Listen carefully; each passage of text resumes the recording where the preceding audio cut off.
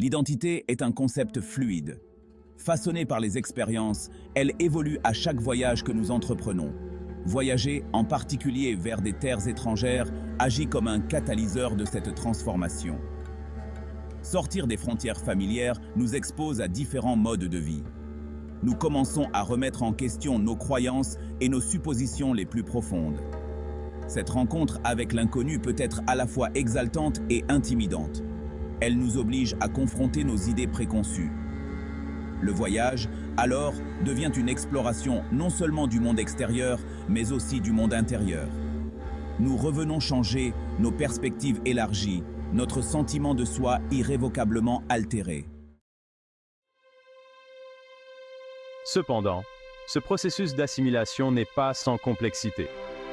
En embrassant de nouvelles cultures, nous risquons de perdre le contact avec la nôtre. Les rituels familiers, les traditions réconfortantes, peuvent commencer à sembler lointains, voire étrangers.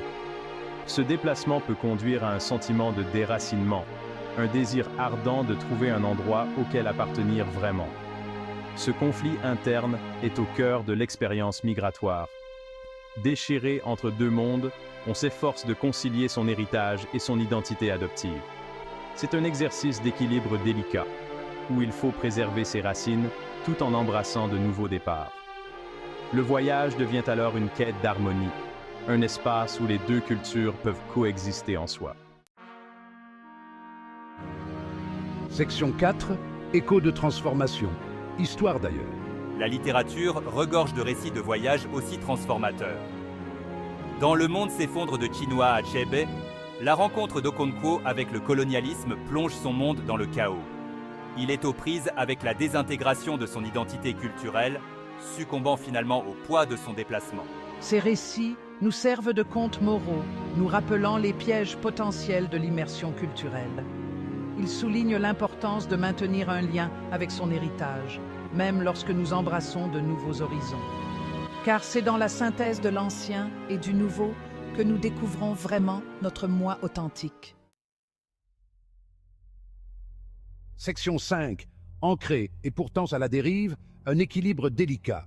Le voyage de la découverte de soi en terre étrangère est une expérience complexe et multiforme. C'est une danse entre l'acceptation de l'inconnu et la protection du familier. Si l'exploration culturelle peut élargir nos esprits et enrichir nos vies, il est crucial de se souvenir de nos racines. Comme un arbre qui puise sa substance dans ses racines, nous devons nous aussi puiser notre force dans notre héritage, même lorsque nous nous déployons et explorons le monde. Ce délicat équilibre, cette capacité à être à la fois ancré et à la dérive, est la clé pour naviguer dans l'odyssée de la découverte de soi et en émerger pleinement.